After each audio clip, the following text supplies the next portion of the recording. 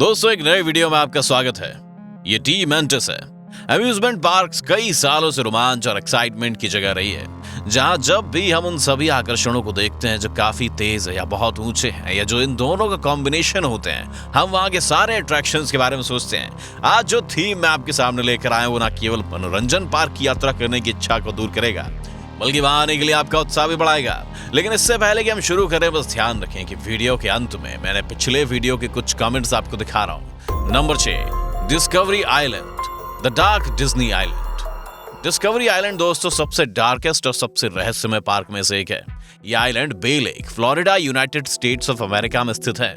Discovery द्वीप एक nature reserve था जो 1974 और 1999 के बीच खुला था। इस पार्क का जो मुख्य आकर्षण है, विदेशी पक्षी थे जो पूरी दुनिया से यहाँ भ्रमण करने के लिए आते थे, और इसी प्रकार दुनिया भर के लोग भी यहाँ इसी पार्क की नेचुरल ब्यूटी को निहारने आते थे।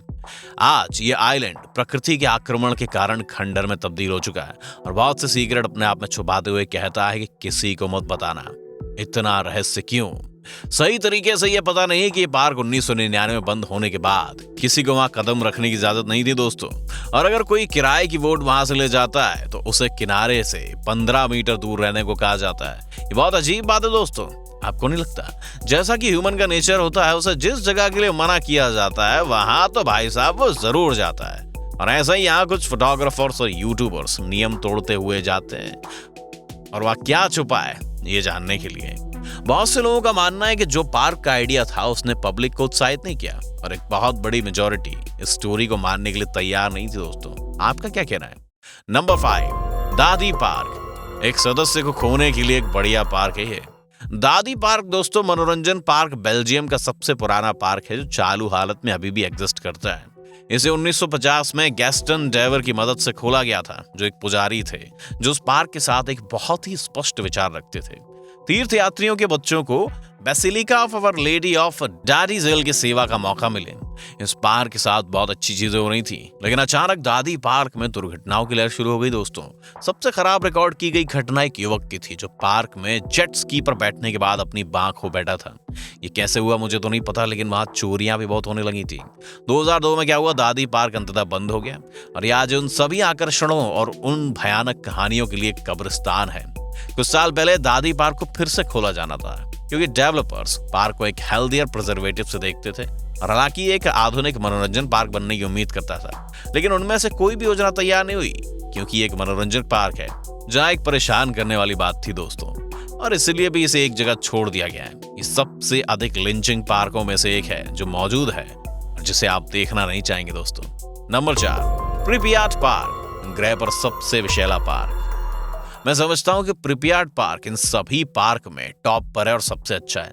ह्यूमन नेग्लिजेंस के कारण इस पार्क को भुला दिया गया था। इसके बावजूद प्रकृति मां ने भाई साहब इसे इसकी पुरानी पहचान दिलाई।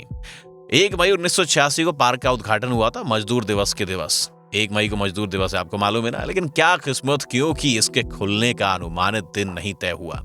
हाँ, वास्तव में योजनाएं निराशाजनक थीं। जब 26 अप्रैल को चेर्नोबिल परमाणु ऊर्जा संयंत्र में रिएक्टर 5 में विस्फोट हो गया, तो क्या ये कभी इस्तेमाल किया गया? खैर, सब कुछ ऐसा लगता है कि उसका उद्घाटन कभी नहीं हुआ, इसलिए इसका कोई उपयोग भी नहीं किया गया। हालांकि एक थियरी है जो कहती है कि पार्क को 27 अप्रैल की सुबह जनता के लिए खोला गया था, जिनका मकसद शहर को खाली करने से पहले प्रिपियाट की जनता को गुमराह करना था। क्या पागल बने, आपको नहीं लगता? वर्तमान में पार्क में रेडिएशन लेवल्स जो है वो की एरिया के हिसाब से बदलते रहते हैं। आज तक प्रिपियाट पार्क विशेष रूप से फेरिस व्हील, चेर्नोबिल डिजास्टर का प्रतीक है, और ये बच्चों के खेलने का मैदान कितना डरावना हो सकता है आप सोचिए। नंबर 3, ताकुरुमा ग्रीनलैंड डेविल्स पार्क। ये पार्क जिसे आप स्क्रीन पर देख रहे हैं सबसे ज्यादा चिलिंग पार्कों में से एक है, जिसे आप अपने जीवन में देखना चाहेंगे दोस्तों। न केवल इसकी अपीयरेंस के कारण, बल्कि पार्क के पीछे की दंत कथाओं के कारण भी। ये पार्क होबारा शहर जापान में फुकुशिमा के पास स्थित है, और कहानी तो भाई साहब ये भी कहती है मकोटो नाम का एक व्यापारी एक शानदार मनोरंजन पार्क बनाने का इसका सपना था। बात ये भाई साहब उसके पास ऐसा करने के लिए पैसे नहीं थे, इसीलिए उसने क्या किया, कुछ रुपये जापान दानव से उधार मांगे।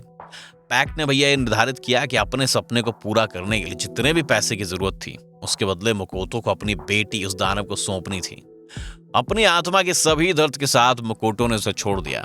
पार्क के उद्घाटन के दिन उनकी बेटी की अज्ञात कारणों से मृत्यु हो गई। ऐसा लगता है कि सबके परिणाम स्वरूप पार्क लंबे समय तक संचालन में नहीं था और इसके मालिक मकोतो के कारण जाने बिना ही मृत्यु हो गई। कई वर्षों के बाद 1986 में एक व्यवसायी ने पार्क में दिलचस्पी दिखाई और फिर से इसे खोलने का फैसला किया। हालांकि ये लगभग 13 साल तक चला, लेकिन इस जगह में होने वाली सभी घटनाओं के कारण से बंद करना पड़ा, क्योंकि 6 लोगों की मृत्यु हो गई और कई अन्य घायल हो गए थे। सबसे बुरा मामला जो इसमें दर्ज किया गया वो ये था कि एक युवक ने अपनी मर्जी से अपने आप को रोलर कोस्टर से फेंक लिया था और अपनी जीवन लीला को समाप्त कर लिया था। और इस तरह ये पार्क सबसे भयानक स्थानों में से एक बन जाता है दोस्तों। Number 2, Gulliver's kingdom, forsaken kingdom. दोस्तों, गुलिवर्स किंगडम एक पार्क है जो गुलिवर्स ट्रैवल उपन्यास पर आधारित था। बहुत इंटरेस्टिंग है, जो टोक्यो जापान से 2.5 घंटे की दूरी पर स्थित है।